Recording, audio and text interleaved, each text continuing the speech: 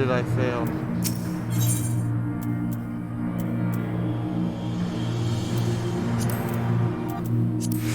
Why did I fail? I don't understand. I defeated her, right? Right?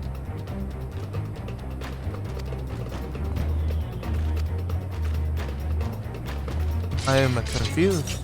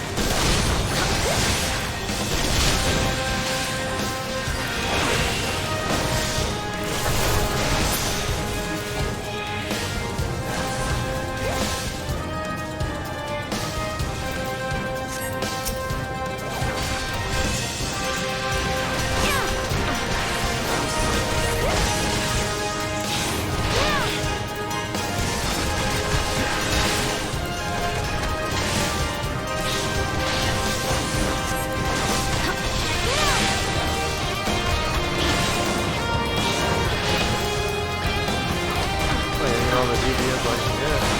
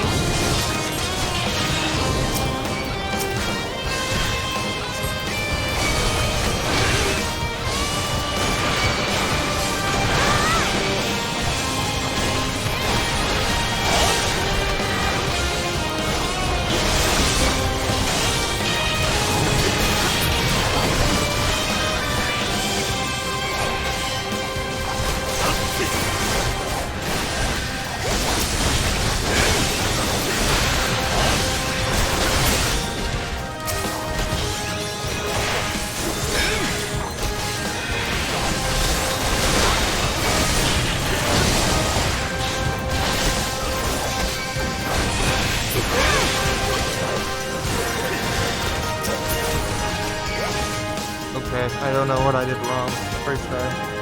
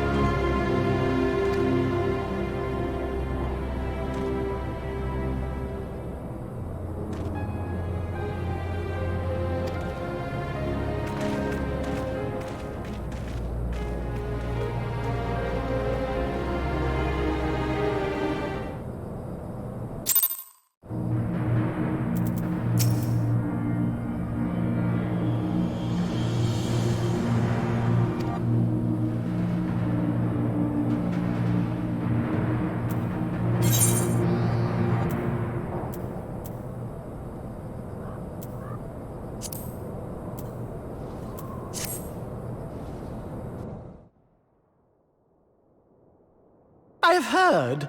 Truly bothersome business. No, I do not foresee a problem on that front. The main concern is Roban. There is no telling what the brute might do. Have the Blades watch him in the flames day and night. You may leave the Sultana to me.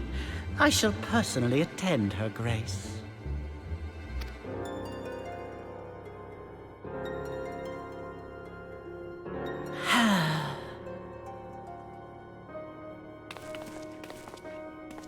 Sever one of the East Aldenard trade routes. That ought to keep Lolorito occupied for a while.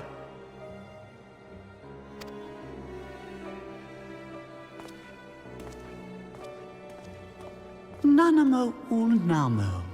For my sake, pray be a good little Sultana to the last.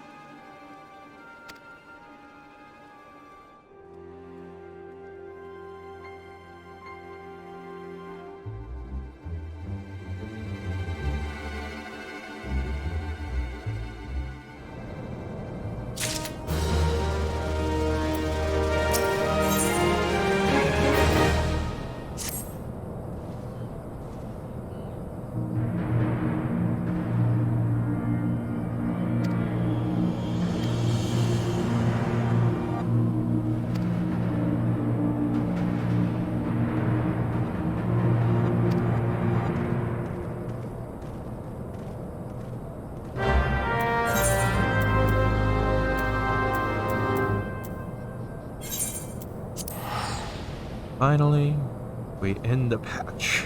We're gonna end the patch. Oh.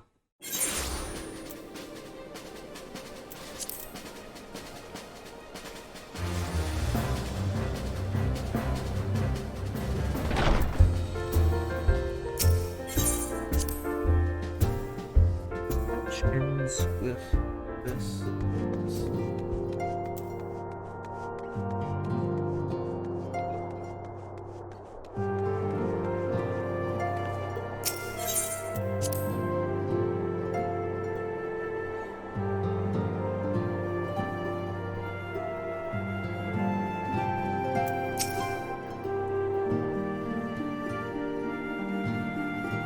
Welcome back, my friend.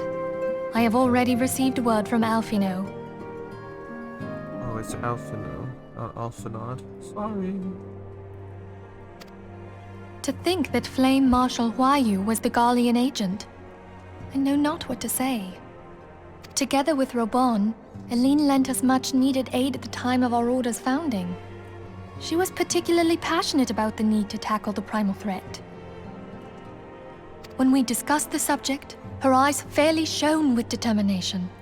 Whatever else she may have been, I choose to believe that it was her true self with whom I spoke then. But now is not the time to dwell on such matters. I have an important announcement to make regarding our effort to defeat the Ascians.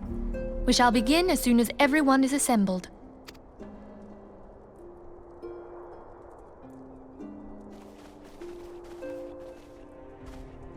My thanks for coming, friends. Moonbreeder, the floor is yours. By now, I'm sure you're all familiar with White Auracite, the miraculous material that'll allow us to capture Ascian souls. Back at Snowcloak, we verified its ability to absorb vast amounts of ether.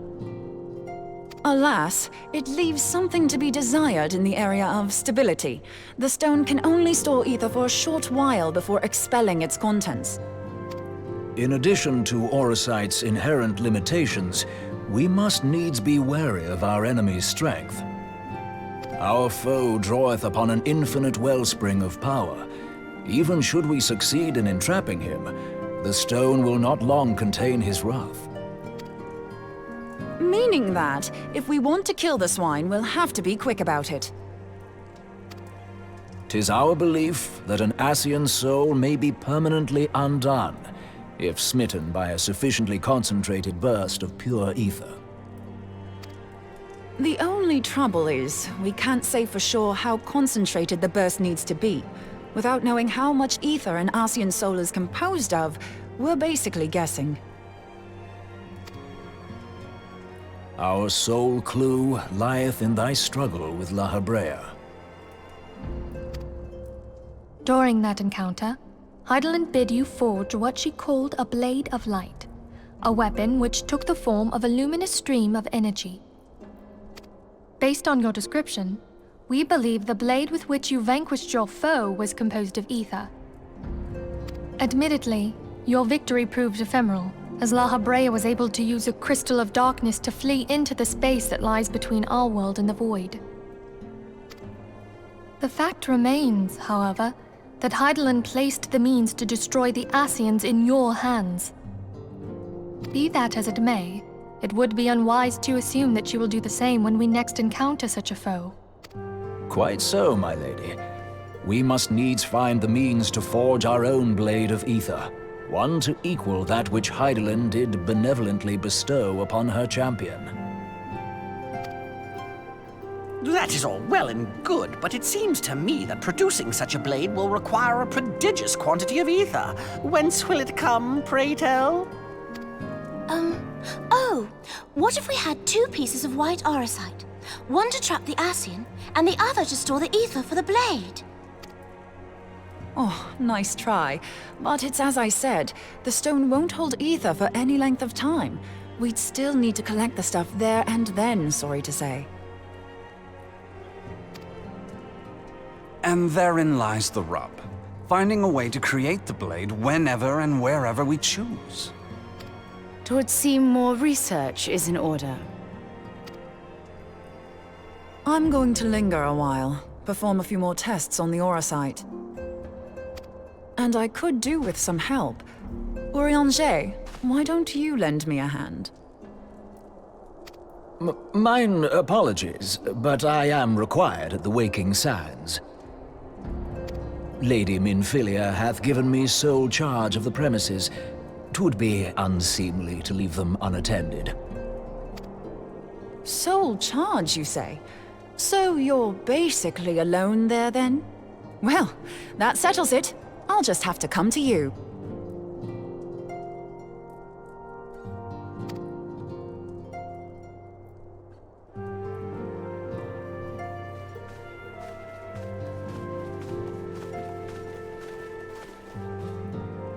While you were afield, word arrived from the Sharlayan motherland. You will recall that a survey party was dispatched to investigate the incident at the Isle of Val. Finally. What they discovered was troubling, to say the least. According to the report, the Isle has been erased from existence. 'Twas as if a hole had been torn in the very fabric of reality. Okay, so it wasn't the Sharlayan Isle, but the Isle of Val. Okay. Aye, yet the mystery endeth not with the Isle's disappearance. It hath come to light that a number of scholars in various other locales were reported missing at a similar juncture. What's more, they all had something in common with the head of the students of Baldessian. Every last one of them was researching a phenomenon called dimensional compression, or the rejoining as the ancient texts call it. I'll be damned if that's a coincidence. All indications suggest Ascian involvement, but I sense that a force greater still is at work. The entity the Dark Beings call the One True God. We must pray that my dear friend Kryl regains consciousness soon. If she bore witness to the Isle of Val's final moments, she may be able to shed some light on this mystery.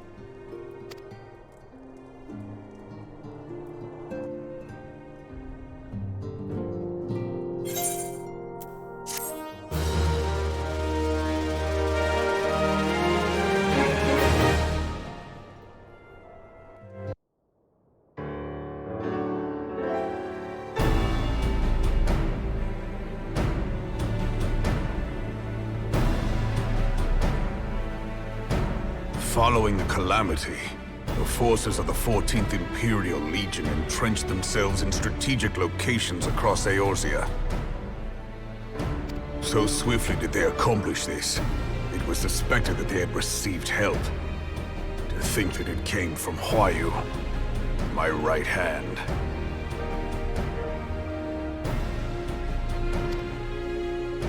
There is more. We have reason to believe that Huayu didn't deal exclusively with the 14th. She also answered to a higher authority in Garlemald. But this higher authority could not have been the Emperor. By consenting to the Media Project, Solus Zos Galvus showed himself to be more concerned about preventing the spread of primal influence than claiming Eorzea for the Empire. He would happily have seen the lot reduced to ash. We believe a number of high-ranking figures within the royal household were against the decision, but that they knew better than to oppose the Emperor openly.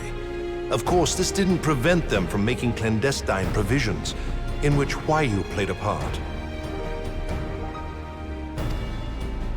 Alas, these provisions did not prevent Dalamud from falling, and the ensuing chaos changed the face of the realm forever. Yet Eorzea survived.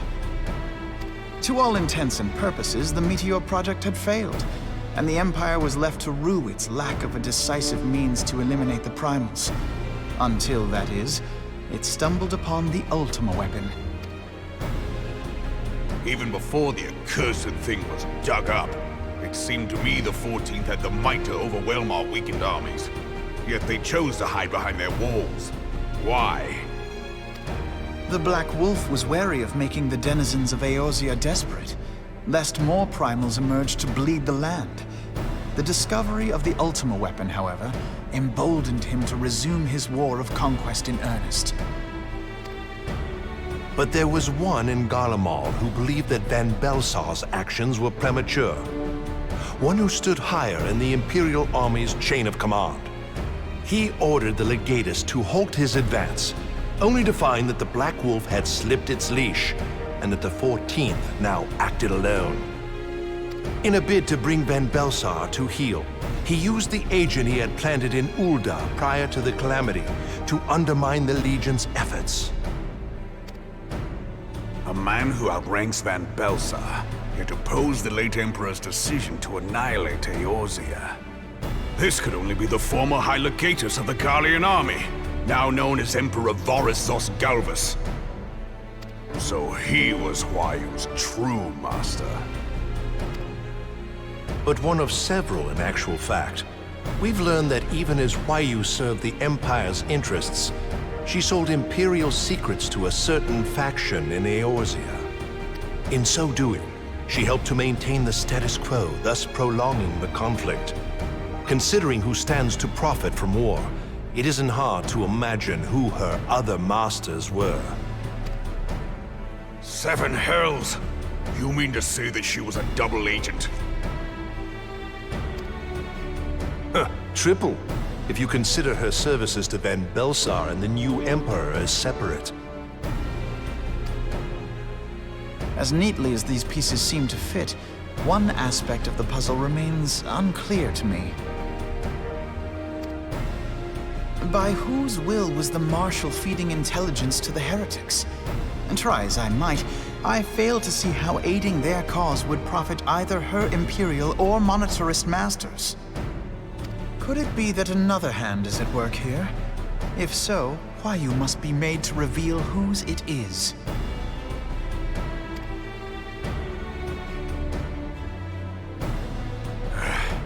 Not only have I lost a trusted friend, now I must interrogate her as a stranger. Not a pleasant task, I grant you, but a necessary one. Unless we weed out the ivy, root, stalk, and stem, it will simply grow back. I know that full well. Those closest to Huayu have already been detained, and I will question them alongside her. General, pray keep in mind that there may be unwitting abettors among them. All will be treated fairly. On that you have my word. Those who are innocent have no cause to fear. You have ever been a friend of truth, General. I hope the unpleasant task of weeding out falsehood will not detain you too long. Though it be for the sake of Eorzea, doubting one's comrades is poison to the soul. And with that, I take my leave.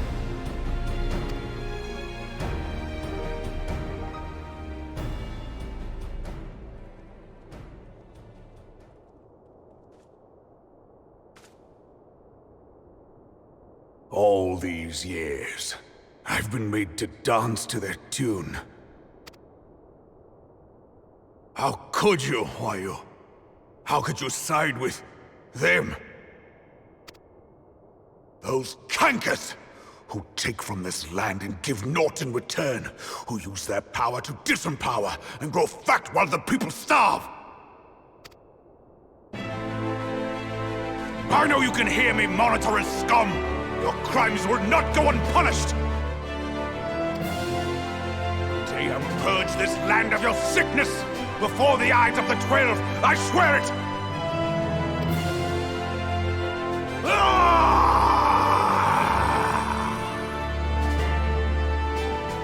Wow.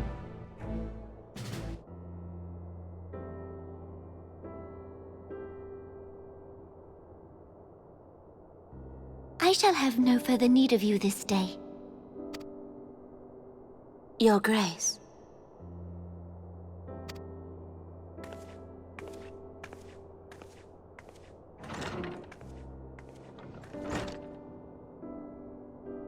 I fear that not even mine own chambers shall remain private for long. Has the situation grown so grim?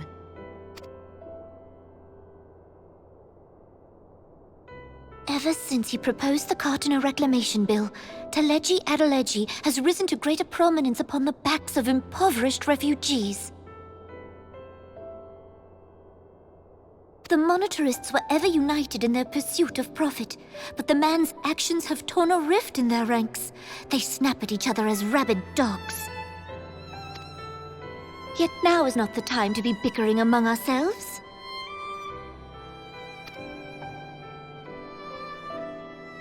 If this bickering is a threat to law and order, might you not have grounds to dissolve the Syndicate? Would that the solution were so simple, Admiral. Alas, my moving to dissolve the Syndicate is certain to spark outrage among the influential merchant class, whom the Cabal represents. This would serve to exacerbate the current unrest, and peace would slip still further away. Be they rich or poor, natives or refugees, all who reside in Ul'dah have a right to pursue happiness. It is the duty of a ruler to protect this right. If I am to perform my duty, I must needs tread warily. It would not do to make enemies heedlessly. Were Lord Lolorito here, he would doubtless say that I have my head in the clouds. A ruler is required to take a wide Wonder who view. that is. Try as we might to cater to all needs, some will inevitably be overlooked. As such, there shall ever be citizens who feel aggrieved. It cannot be helped. But as you have informed us, the monetarists take no view but their own. They hunger for power while the masses starve. In the absence of a common cause, it seems beyond any one individual to make Ul'dah whole. And the presence of a Garlean agent within the Immortal Flames only makes matters worse. Even accounting for Ul'dah's historic reliance upon mercenaries, such a grievous breach of security is unprecedented. I fear this business will provide the monetarists with a rod to beat Rauban.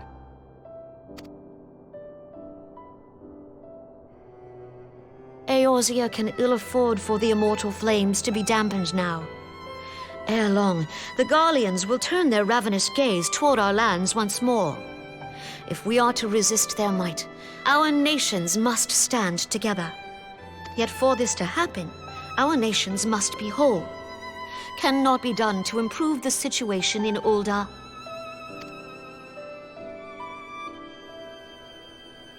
The true wealth of Ul'dah lies in the health, happiness, and hopes of her citizens. Alas, the citizens shall never know these things, so long as their lives are ruled by the ambitions of the few.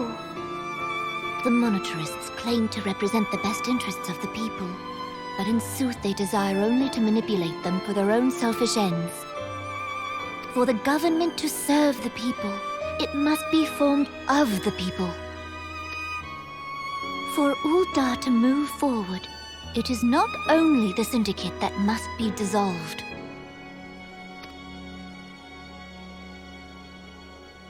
Nay, you jest.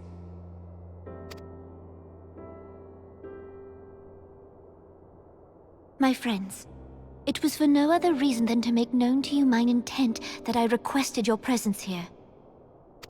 When I make my declaration to the people, chaos shall inevitably ensue. As the last monarch in the line of Ul, I make unto you this request. Oh my gosh. I was not expecting this. Help Roban to preserve order and protect the people. Forsake them, and you forsake yourselves. For a strong Eorzea will ever have need of a strong Ul'dah.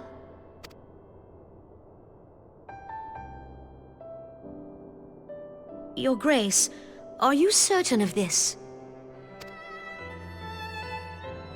There is no other way. When the time is ripe, the nation shall become a true republic. Both royalists and monetarists shall cease to be. Ul'dah will no longer belong to kings or queens or merchant princes, but to her people.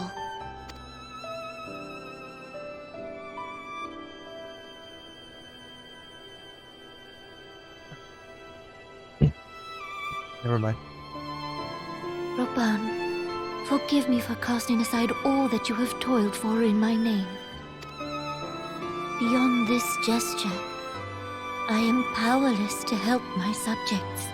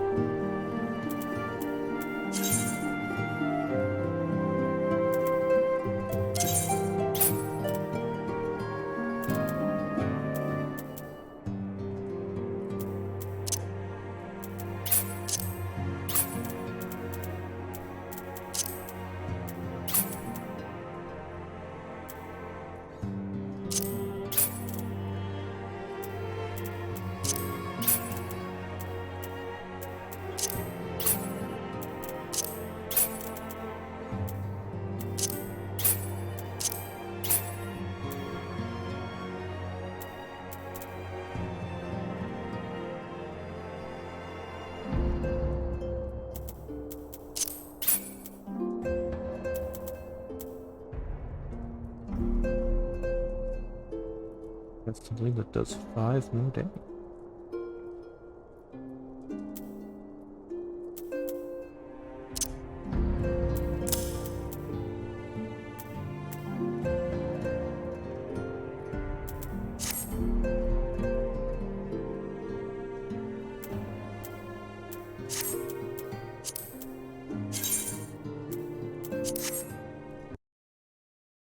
And that is where I'm going to end it for this long episode.